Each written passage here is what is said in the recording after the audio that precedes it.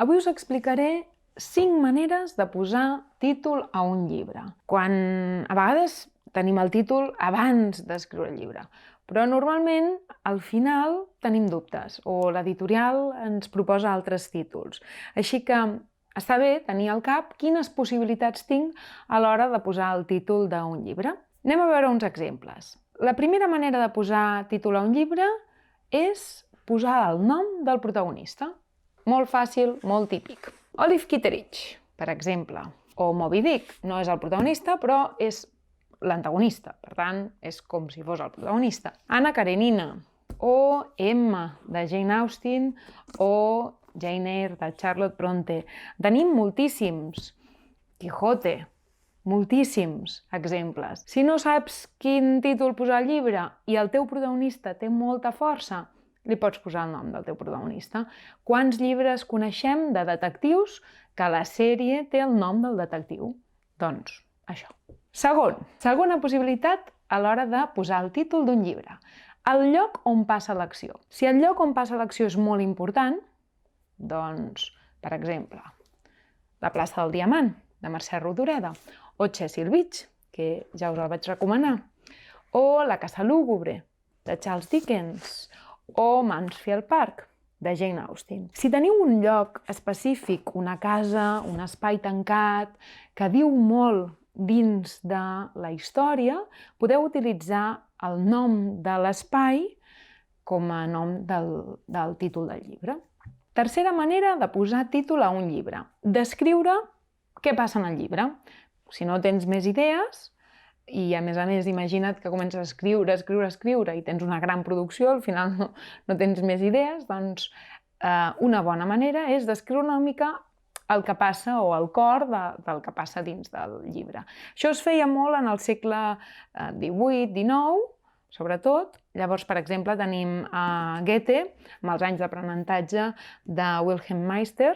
Després també tenim els típics de Viatge al centre de la Terra, no? Tots aquests, o les aventures de Huckleberry Finn, de Twain, o l'amant de Lady Chatterley, l'última trobada de Sandor Marai, que és una última trobada entre amics.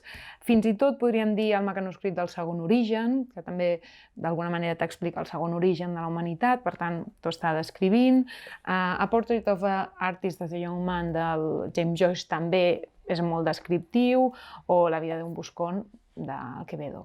Són títols molt simples, però que el lector de seguida es fa una idea de què anirà el llibre i, per tant, són fàcils també fins i tot de classificar dintre d'una llibreria i d'atrapar. Una altra manera, la número 4, de posar títol a un llibre. Moltes vegades podeu utilitzar un diàleg dins del text, dins del llibre, o una frase graciosa que no sigui exactament el de què va el llibre, que no té res a veure amb o que no és el personatge, ni el nom del personatge ni del lloc, però que és graciosa i pot entrar en el lector a l'hora de comprar-lo. Per exemple, no demanis llobarro fora de temporada, no? O en aquesta sèrie juvenil, que és molt bona, hi havia molts títols que eren així graciosos i que moltes vegades eren una frase del mateix llibre. Una frase del llibre funciona. Si teniu alguna frase mentre esteu escrivint que pugui parlar de la totalitat del llibre, podeu utilitzar-la. Número 5, i última manera, segur que n'hi ha més, però jo crec que aquestes defineixen molt bé les línies principals que teniu a l'hora de posar títol a un llibre. Un concepte. I aquesta la deixo pel final perquè és la que a mi més m'agrada. No sempre es troba, però si la trobeu, és fantàstica. És una manera de dir, poso un concepte que primer, quan llegeixo el títol, potser no em dirà res o serà molt abstracte, però un cop m'he llegit el llibre, em diu més de la lectura del llibre. És a dir, afegeix contingut al llibre. Alguns exemples. L'últim dia abans de demà, de l'Eduard Márquez.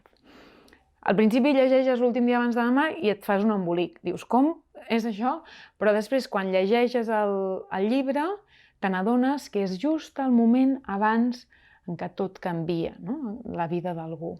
I afegeix aquesta segona, tercera lectura del llibre. També, per exemple, Pa negre. Pa negre és el pa fosc que menjava la gent pobra quan no tenien diners, no podien menjar el pa blanc. No? Però no només diu això en aquest cas, perquè si l'heu llegit, i us el recomano, i al final és brutal, del que està parlant és de la transformació d'un nen que ambiciosament vol sortir d'aquest pa negre, no? d'aquesta pobresa. Per tant, pa negre no és només un concepte, sinó que t'està parlant d'una lectura del llibre. També passa això amb Els Miserables, de Victor Hugo. No? Sí que parla dels miserables, però al final, quan t'acabes, és a dir, de gent que viu unes vides difícils en un moment difícil, però no t'està parlant de qualsevol miserable. En realitat, quan acabes de llegir Els Miserables, tens molt clar qui són i no són els pobres, sinó són els miserables que no són capaços d'abraçar l'amor. Per això el títol és interessant, però sobretot t'aporta aquesta altra lectura del llibre. No? Les coses, de Georges Perec, també és veritat, és una llista de coses que uneix una parella al llarg de la seva relació de parella, no?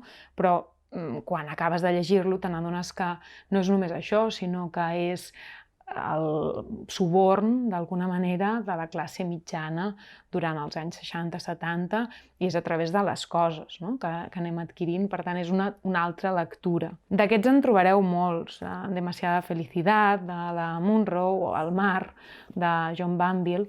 Són conceptes que d'entrada, o les correccions, o llibertat, del Franzen, són conceptes que d'entrada semblen molt abstractes, però que t'aporten una lectura més al llibre. Clar, si aconseguiu això, és fantàstic, perquè li estàs donant, no és una frase més, sinó que és afegir més sentits en el teu llibre.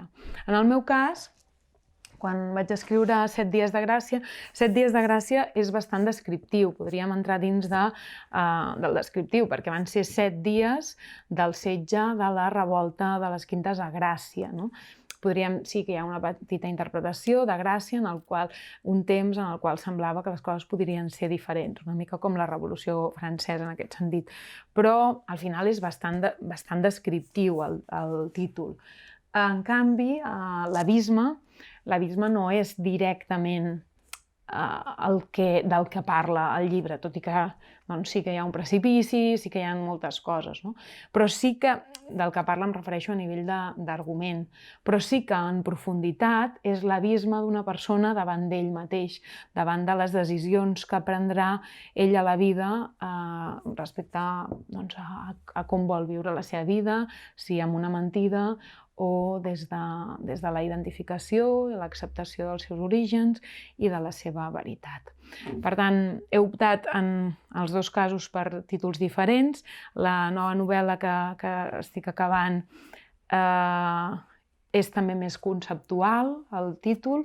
Si el trobeu, jo us animo a intentar trencar-vos una mica el cap, amb el títol de l'abisme vam fer aquí trobades amb amics, l'Eduard Márquez em va ajudar, des de l'editorial també em van ajudar, escolteu opcions perquè els altres des de l'editorial tenen molta visió de què és el que es ven i què és el que no, des d'altres perspectives, altres autors amb qui confieu també tindran un punt de vista, per tant no us tanqueu només a la idea que jo tenia i això, sinó que busqueu opcions i quedeu-vos amb la que més us atrapi. No us conformeu tampoc, perquè tindreu sempre el títol amb vosaltres a la resta de la vostra vida. Per tant, jo us recomano que busqueu, però que també escolteu.